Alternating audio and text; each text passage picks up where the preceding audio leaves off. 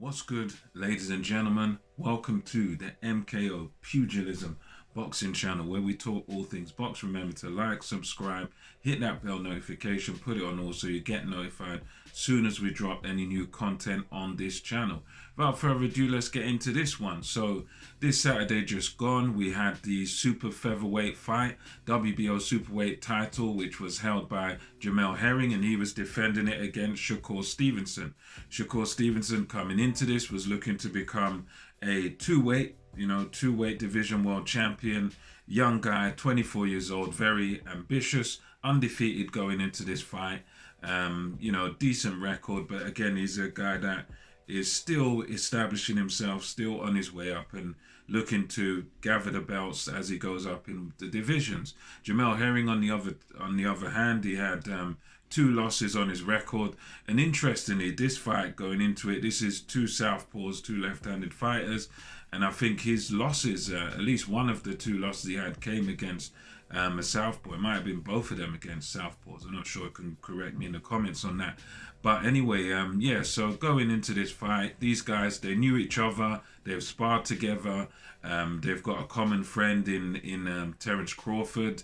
Herring is actually trained by Terence Crawford's trainer, Bomac. We had some interesting scenes in the build-up programs to this.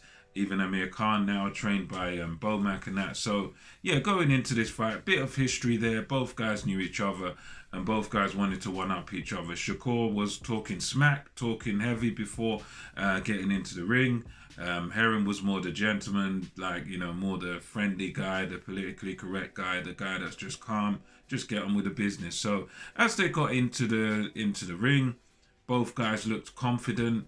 Bell rings for round one, and I want to say immediately, the first round for this fight, the first, few seconds, first 30 seconds to a minute, really set the precedent and set the pace of the fight and set the pattern of the fight, because as that first bell rings, both guys, middle of the ring, step out there, and Shakur immediately begins to use that speed that he has, begins to establish his dominance straight away. He's landing a piercing jab straight away, and I think his best punch this whole fight was that southpaw jab.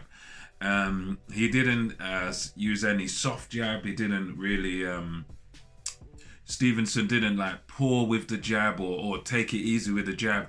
It was like every jab he threw it with authority, and that's something that I like to talk about, that authoritative jab. And he was throwing that all night long, and not only was he throwing it all, he kept landing it over and over again. Herring just couldn't get out of his way. It was like every time, bang, piercing. That jab was just piercing right through Herring's guard. It was getting him a few times in the body with it, but it was like every time you would throw the jab, he'd throw the jab hard, sharp, and fast all day long from round one. And that was a very, very prominent weapon for Shakur Stevenson. He really, it was what we call sometimes here in England, that ramrod jab, like a pole, just bang, bang, bang. It was always in Herring's face with that jab. And he was establishing himself even in the early rounds. It was really showing Jamel Herring who was boss in this fight, and that was sort of the pattern that started the fight, and that was the way that the fight finished also. Because all the way through it was, yes, Herring, he had his moments, but for the most part, he kind of looked a bit lost in the ring, to be honest with you, Jamel Herring.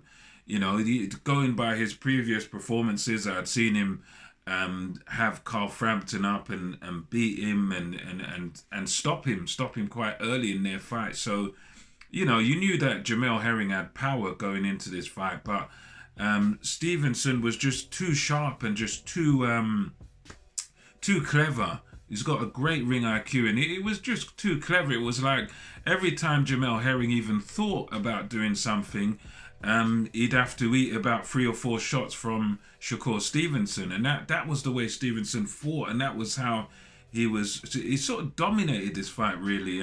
Just brilliant stuff. Every little second, it's either a hard jab, bang in the face, or it's boom, boom, boom, boom, and by the time Herring's trying to respond, he's already had to eat another one or two. So Herring was sort of following Stevenson around for points in his fight. He just wasn't able to really do what he needed to do to win here because as the bigger man, in my opinion at least, he needed to sort of try to impose his size and strength on Shakur Stevenson. He needed to cut the ring off, but he quite literally, just wasn't able to do any of that. He was just sort of there, and he was always there to be hit. He was always a relatively easy target for Shakur Stevenson to hit. And, eventually he just began to sort of wear down, and he just was taking his shots round after round after round because Stevenson was showing a very good engine throughout this fight.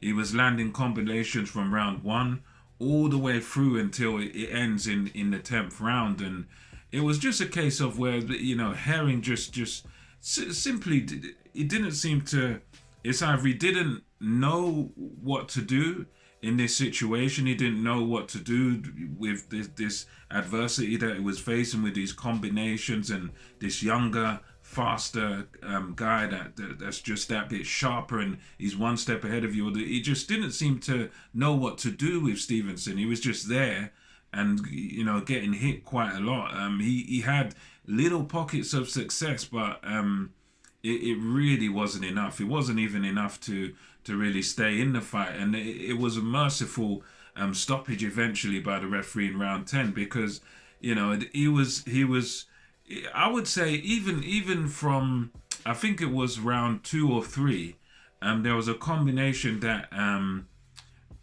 Stevenson threw, just bah, bah, bah, and it was without replying. You could see Herring was just like shocked, just wobbled, as if he just wasn't expecting it. And those sort of moments happen certain times during the fight. And when we get to those late rounds, 8, 9, 10, Herring just had no. It was the same as the early rounds.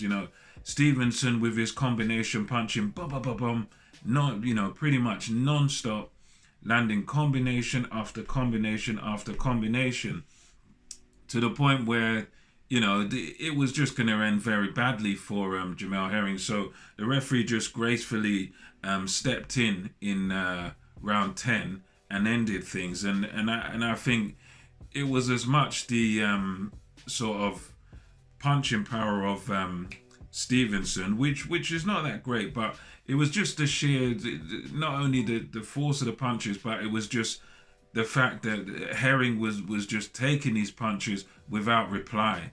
And I think that's what worried the referee, because he's taking bum, bum, bum, bum, bum.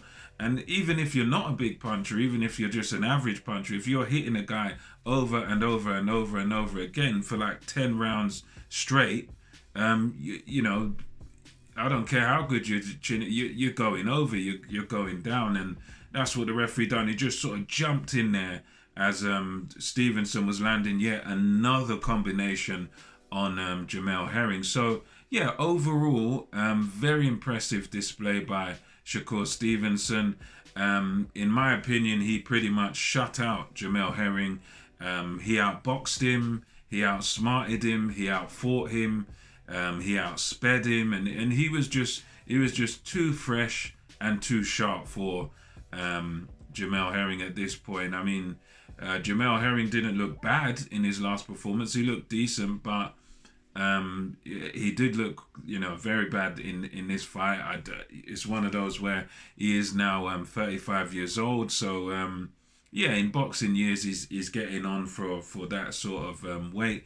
And you just come up against a better guy, very, very skillful guy in Shakur Stevenson. So hats off to him. And he done the right thing after the fight as well that I like to see from boxers, which is, embrace. It said, hats off to Herring as well and his toughness. But he also called out Oscar Valdez, which is another young fighter that I really rate very highly. I know there's a bit of a scandal with the PEDs and that, but yeah, skills-wise, that guy is very good. And so Shakur called him out. And I for one hope that let's get him in the ring. Let's see that next for Shakur Stevenson. But anyway, let me know your thoughts in the comment section below. What did you think of Stevenson's performance, and who do you think he should be fighting next? And until next time, this is MKO Pugilism over and out. I'll catch you next time.